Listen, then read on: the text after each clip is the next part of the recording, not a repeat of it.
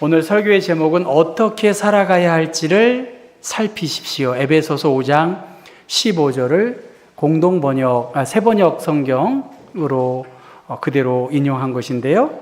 같이 한번 읽어보겠습니다. 어떻게 살아가야 할지를 살피십시오. 여러분, 어떻게 살아가야 할지를 잘 살펴보시라고 한 것이 오늘 에베소서 5장의 중요한 말씀입니다. 미국 메이저리그의 투수로 활약했던 팀 버크라고 하는 프로야구 선수가 연봉이 28억이었답니다. 28억.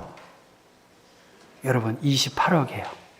2억 8천만 원이 아니라 28억을 받았어요. 그러니까 안 놀라시는 것 같은데 2,800원이 아니에요. 28억을 연봉으로 받은 사람이에요. 별로 안 놀라시네요. 다 100억대 연봉을 갖고 계신지요? 28억이에요. 28억. 28억. 여러분 놀래보세요. 성가대가 좀.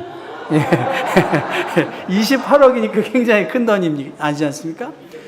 28억이라는 연봉을 받았는데 34살 아주 왕성하게 활동하던 그때에 홀연히 은퇴를 선언했습니다. 어떤 은퇴 기자회견도 없이 그냥 직업과 돈과 야구계의 모든 명성을 떨쳐버리고 조용히 은퇴했습니다. 저 영어로 보면 그 이야기가 은퇴한 스토리가 있다 그렇게 나와 있지 않습니까? 가족을 위해서 야구를 포기했다는 거예요. 저 책을 읽지는 않았어요. 저 팀 버크라고 하는 사람에게는 5명의 아이를 양자로 입양을 했답니다. 근데 그 첫째 아이 스테파니는 한국에서 조산아로 태어나서 심장에 구멍이 뚫린 아이라고 합니다. 그 아이를 고쳐서 자신의 딸로 입양을 했고요. 둘째 아들 라이언은 과테말라 남자아이였다고 합니다. 갑상선 질병과 정신질환을 앓고 있다고 합니다. 그리고 셋째 아이 니콜은 한국 여자아이입니다. 한국 아이들이 외국에 많이 간 게 현실인가 보죠. 그렇죠? 이 니콜이라고 하는 한국 여자아이는 태어날 때 오른손이 없고 심장에 문제가 있다는 거예요. 이 심장 질환이 있어서 쉽게 말하면 발작을 일으키기 때문에 부모로부터 버림받았다는 소식을 듣고 데리고 와서 입양을 했답니다. 다리에 장애가 있는 베트남 아이도 입양을 했고요. 과테말라 여자아이도 입양을 해서 버림받은 자식 그 아이들을 자신의 자녀로 입양을 해서 치료를 계속하고 있었다고 합니다. 그러니까 1993년에 34살에 은퇴했는데 그가 몬트리올 팀에서 야구를 했는데 그 딸아이가 니콜이라고 하는 딸아이가 심장 수술을 받았다는 거예요. 91년에 몬트리올에서. 그런데 수술을 한 지 1시간이 지난 후에 사경을 헤매는 그 딸아이를 지켜보고 안절부절 못하는 그 아내를 남겨두고 이제 그가 몬트리올 팀에서 뉴욕 매츠, 저는 모르겠어요. 매츠 팀으로 이렇게 이적을 해야 하는 그러한 상황에서 그가 뉴욕을 향해 가면서 남겨진 가족들, 특별히 아내, 그 아이들을 생각하면서 은퇴를 결심했다고 합니다. 내가 있어야 할 곳은 야구장이 아니라 아이들과 아내가 있는 가정이라고 느꼈다고 말합니다. 이제 아이들 곁으로 그는 돌아갔습니다. 낳은 부모도 돌보기를 꺼려하는 버려진 생명을 돌보기 위해서 관중들의 환호와 인기와 돈을 뒤로 하고 그는 가정에 충실하기로 결심을 했다는 것입니다. 그에게 기자가 찾아왔습니다. 당연히 물어보겠죠. 왜 28억의 연봉, 잘 나가는 메이저리그에 여기 보면 올스타라고 써 있잖아요. 그 아주 화려한 경력, 전성기 이때를 그만두셨습니까? 그렇게 물어본 것이겠죠. 그건 이렇게 말해야 돼요. 내가 없어도 미국 프로야구는 잘 될 거다. 그러나 내 아이들은 아버지가 필요하다. 그들을 돌보아 줄 사람은 나밖에 없다는 거예요. 나밖에 없다는 거예요. 그의 아내도 말합니다. 우리 애들은 세상이 원치 않는 아이들일 것입니다. 그렇지만 그 생명을 누군가는 돌보아야 된다고 나는 믿습니다. 우리는 뜨거운 가슴으로 이 불쌍한 아이들의 운명을 바꿔주기 원합니다. 이 아이들을 우리가 돌보아 주지 않으면 이 아이들은 죽을 수밖에 없을 것입니다. 그런데 이 애들을 키우면서 우리 부부가 깨달은 것은 오히려 이 아이들을 통해서 하나님의 사랑이 우리의 운명을 바꾸어 놓았다는 것입니다. 이 아이들을 키우면서 우리들은 감사를 알게 됐고 행복이 무엇인지를 알게 해 주었습니다. 그리고 그 고통을 극복할 힘을 하나님이 주셨고 우리는 진정한 그리스도인이 되게 해 주셨습니다. 그렇게 이야기했다고 합니다. 연봉 28억. 저 같으면 한 10명의 보모를 월급 넉넉히 주고 3교대로 돌리면 와이프도 좀 편하고 그렇지 않을까요? 여러분 같으면 왜 그만뒀어? 이렇게 냉소적으로 말할 수 있을 것 같고 저도 합리적인 생각이라면 그렇죠? 보모한테 1억씩만 줘도 10억밖에 안 돼. 그렇죠? 그런데 그렇게 하지 않았다는 거예요. 주님은 아무런 조건 없이 허물 많고 연약한 나를 사랑해 주셨는데 우리가 이 자녀들을 위한 마음에 이러한 저러한 조건과 환경에 구애됨이 없이 우리들은 믿음으로 이렇게 결정했다고 그렇게 말하고 있습니다. 성경의 이야기도 그렇고 저 팀 버크라고 하는 운동 선수의 이야기도 그렇고 여러분 언제 우리의 인생이 다하는 날 언제 우리들은 다른 사람의 이야기를 듣고 훌륭하네 이렇게 박수만 치고 있을까? 여러분 한 분 한 분이 그 주인공이 되면 얼마나 좋을까? 나는 못하지만 우리들의 자식들이나 다음 세대가 이러한 일들을 펼치면 얼마나 좋을까? 믿습니까 여러분? 그렇게 되면 좋지 않을까요? 이게 왜 항상 박수만 치고 있어요? 여러분 좀 그런 박수를 좀 받아야 되지 않을까요? 하나님의 나라 어떻게 살아야 할지 그게 남의 일이 아니라는 거죠. 그렇다고 제가 입양하라는 말은 아니고요. 그건 본인의 우리 개인과 공동체 어떻게 살아야 할지 어떠한 소원과 꿈을 가지고 믿음 생활을 해야 할지 제 성경 개역 개정판에 보면 그리스도의 이름으로 감사하라 그렇게 말씀하셨고요. 다른 성경책 보니까 성령 충만한 삶 그렇게 이야기하고 있습니다. 술 취하지 말라 이는 방탕한 것이니 오직 성령의 충만을 받으라라고 말씀했어요. 그러니까 에베소 교회의 교인들 중에는 술 취한 사람이 있었고 그래서 방탕한 사람이 있었을 것이라고 봐요. 그것이 사회적인 문제로 발생되었기 때문에 술은 성적인 타락과 굉장히 밀접할 수가 있습니다. 여러분 성경 한번 찾아보세요. 에베소서 5장 3절 앞부분입니다. 5장 3절에 보면 음행과 온갖 더러운 것과 탐욕은 너희 중에서 그 이름조차도 부르지 말라. 이는 성도에게 마땅한 바니라.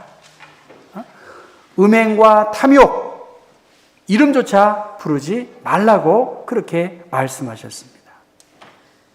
4절 말씀 보면 누추함과 어리석은 말이나 희롱의 말이 마땅치 아니하니 오히려 어떻게 하래요? 감사하는 말을 하라는 거예요. 맨날 죽겠다 하지 말라는 거예요. 매일 아프죠. 아프시겠어요. 왜 안 아프시겠어요? 저도 아픈데. 제가 요새 1시간 서 있으면 다리가 힘들어요, 여러분. 그렇죠? 제가 여러분 서 있잖아요, 저는. 그 다음 뭐라고 말합니까? 5장 8절 말씀 같이 읽어볼까요? 너희가 전에는 어두움이더니 이제는 주 안에서 빛이라. 빛의 자녀들처럼 행하라. 저 팀 버커처럼 주님의 말씀 따라 한국의 교육 사업을 위해서 교회를 세운 그러한 선교사들처럼 우리 경복교회가 오늘의 여기까지 이르기 위해서 수고하고 애쓴 헌신한 믿음의 선배들처럼 우리가 움츠려들기만 하지 말고 뭔가 하나님이 기뻐하시는 삶을 우리의 인생에서 내 정해진 때에서 뭔가 해야 되지 않을까? 저는 저의 모교에다가 기증하려고 그래요. 근데 수입이 별로 많지 않아서 하여튼 제가 번 것으로 제 모교에다가 꼭 헌금을 하겠다고 제가 옛날부터 이야기했어요. 받은 사랑이 큰데 우리가 어떻게 가만히 있을 수 있겠냐는 것이죠. 술 취하지 말라.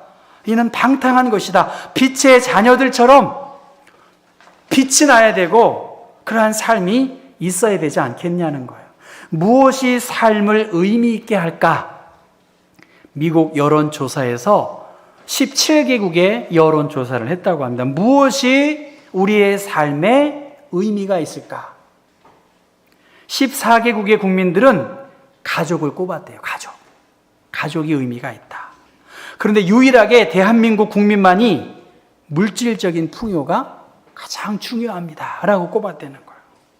여기서 말하는 물질적인 풍요, 충분한 수입, 빚이 없는 상태, 좋은 음식을 먹을 수 있고 좋은 집을 소유하고 싶은 것이 바로 내 삶을 의미 있게 하는 것이라고 그렇게 발표가 났다는 것입니다. 다른 상위권의 나라에서는 직업 혹은 친구, 취미 이것이 높은 우선순위인데 물질적인 풍요가 가장 중요하다고 생각합니다. 오늘 우리들이 과연 믿지 않는 예수를 믿지 않는 사람들과 무엇이 다르냐는 거예요. 내 마음의 중심에 예수 그리스도가 중심에 계시고 하나님을 기쁘시게 하는 삶을 살겠다고 하나님의 영광을 위해서 살겠다고 하면서도 얼마나 물질적인 풍요와 계산에 얽혀서 우리가 살아가고 있는 것은 아닌가. 지금 에베소 교회의 교인들 이 당시의 철학에 의하면 지혜는 자기를 훈련시키는 거예요. 자기가 이루는 것을 잘 성취하는 것, 쉽게 말하면 성공하는 것이겠죠.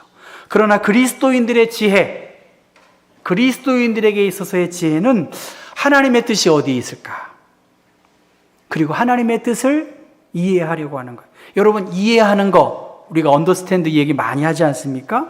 그 사람을 이해하려면 그 사람의 밑으로 가야 되는 것처럼 하나님의 뜻을 알려고 하면 주님의 마음과 주님이 이루고자 하시는 그 계획을 나와 함께 생각할 때 예수라면 어떻게 할 것인가? 그것을 생각하는 것이겠죠. 시험을 잘 보는 사람, 출제자의 의도를 알아야 하고 문제를 잘 알아야 돼요. 무엇이 나의 삶을 의미 있게 하는가? 여러분 어떻습니까? 여러분의 삶은 눈 좀 떠보세요. 한 반은 눈 감고 계시는 것 같아요. 제가 어떻게 해야 되죠? 근데 지금만이 아니라 시작 5분쯤 됐을 때 눈 좀 뜨세요. 네, 진짜로. 잊어먹었어요. 무엇이 우리의 삶을 의미 있게 하는가? 그 상황에서 이 하나님이 주신 이 말씀을 기억해야 되겠죠. 같이 한번 읽어볼까요? 너희가 어떻게 행할지를 자세히 주의하여 지혜 없는 자 같이 하지 말고 오직 지혜 있는 자 같이 하여 세월을 아끼라. 때가 악하니라. 때가 악해요. 새벽기도 말씀 여러분 묵상하고 계신가요? 압살롬이 아버지 다윗을 제치고 왕이 되려고 합니다. 전쟁을 선포한 거나 마찬가지예요. 반란을 일으켰어요. 다윗은 압살롬의 반란에 피해서 피난의 신세를 지고 있습니다. 위기의 상황이에요. 그러니까 배반하는 사람도 많고 충신도 따르고 있습니다. 또 거짓으로 다윗의 마음을 사로잡으려고 자기의 이득을 취하려고 했던 사람도 있고 다윗 또한 그의 부하에게 압살롬에게 가서 위장으로 압살롬에게 충성을 맹세하라 그렇게 이야기하고 있습니다. 다윗과 압살롬 그 관계처럼 내 주변에 혹은 한반도 주변에 세계 정세 속에서 많은 힘의 역학 관계들이 벌어지고 있습니다. 세계적인 문제, 저 북한의 저 파괴가 굉장히 파괴력이 큰 공격 훈련을 계속 하고 있지 않습니까?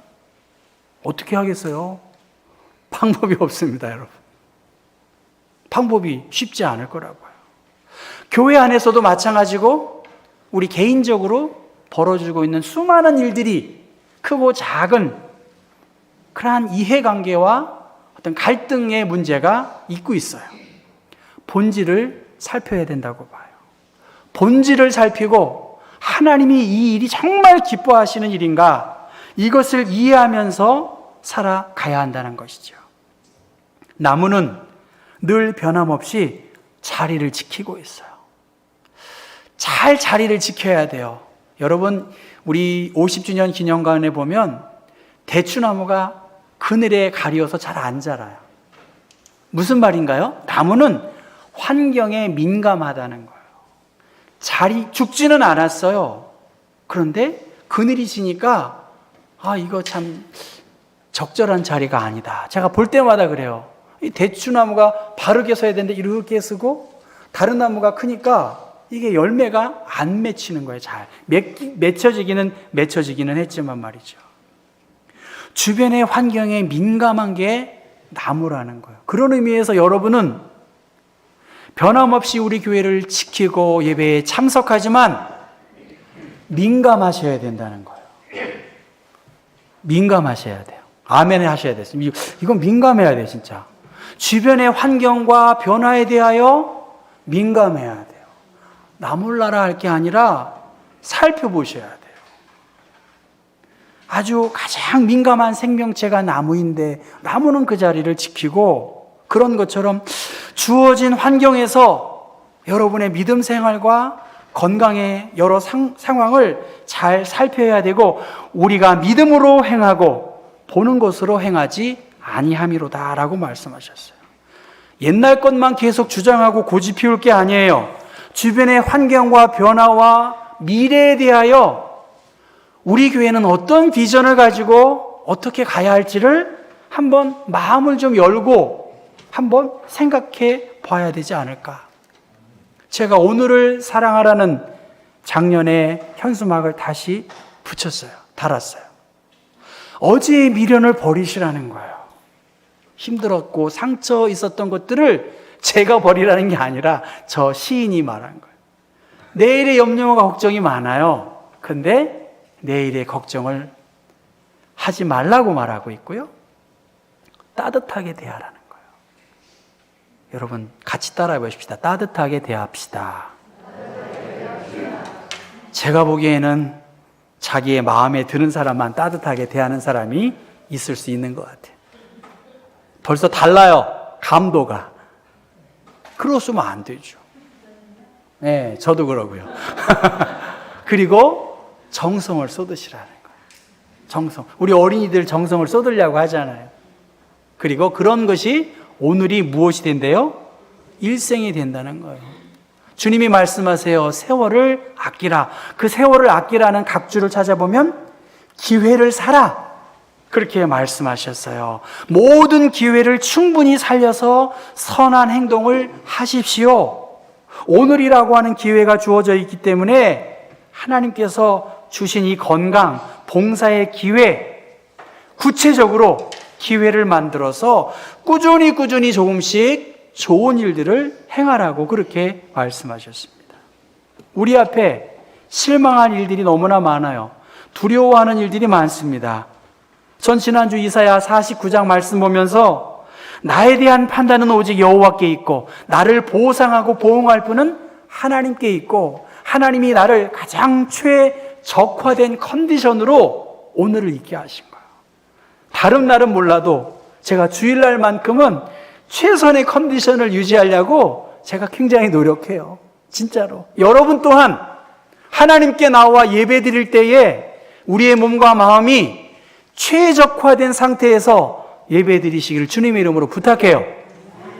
최적화된 상태에서 토요일을 준비하고 하나님께 나와 예배해야지, 그리고 말씀 주시는 것에 대해서 깊이 민감하게 반응해야 되지 않겠습니까? 정신을 차리고 하나님이 나에게 주시는 말씀을 붙잡고 나를 최적화된 상태에서 부르시고 사명을 맡겨주셨는데, 이 때가 악하다고 주님은 계속해서 말씀하셨는데 자리만 지키면 되지 않는다는 거예요. 민감하자는 거예요. 저 또한 그렇게 기도하고 있습니다. 연약한 가운데에서 하나님이 우리를 안전하게 가장 완벽한 방법으로, 가장 적합한 방법으로 기회를 주셨는데, 그것이 나의 삶과 관계가 없으면 되지 않겠지요.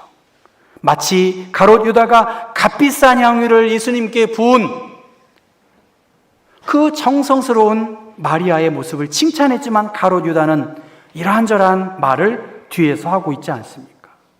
하나님의 전신갑주를 입으라.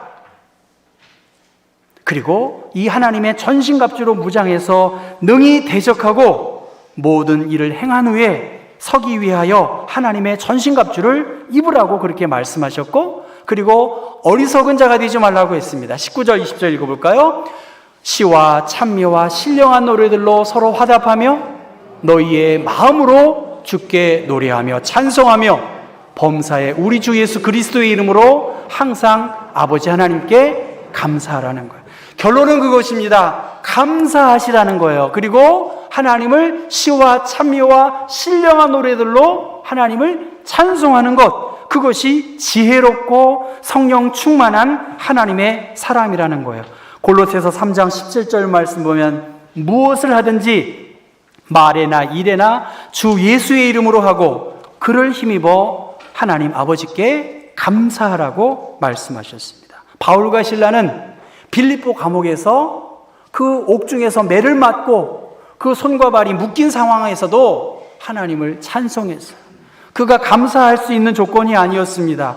고발당하고 아무런 잘못도 없는데 매를 맞는 그 빌립보 감옥의 처참한 환경에서 자신의 삶 가운데 하나님이 행하신 놀라운 일들을 생각하니까 그 감옥에서 찬송했다는 거예요. 어제도 저도 제가 설교 준비를 마치고 본당에 왔어요. 꽃도 보고요, 한번 찬송도 하고 제가 내려갔어요. 이곳에 예배당에 참여한 여러분들을 생각하고 또 이 예배를 받으시는 주님께 내가 찬송해야 되겠다 하고 그렇게 하고 내려갔습니다.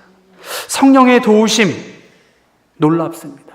성령이 도우셨는데 바울과 실라가 처한 상황은 매맞고 감옥에 갇히는 현상이었어요. 그럼에도 불구하고 하나님께 찬송하고 기도했더니 옥문이 열렸고, 그 현상을 보고 간수는 내가 어떻게 하여야 구원을 얻을 수 있겠습니까? 말할 때에 주 예수를 믿어라, 그리하면 너와 내 집이 구원을 얻으리라고 말씀하셨습니다. 사랑하는 성도 여러분, 우리 앞에 많은 선택이 있고요, 많은 고민과 염려가 있어요. 저도 염려와 고민이 많아요. 그런데 과연 우리들은 천국의 소망을 갖고 있는 사람인가?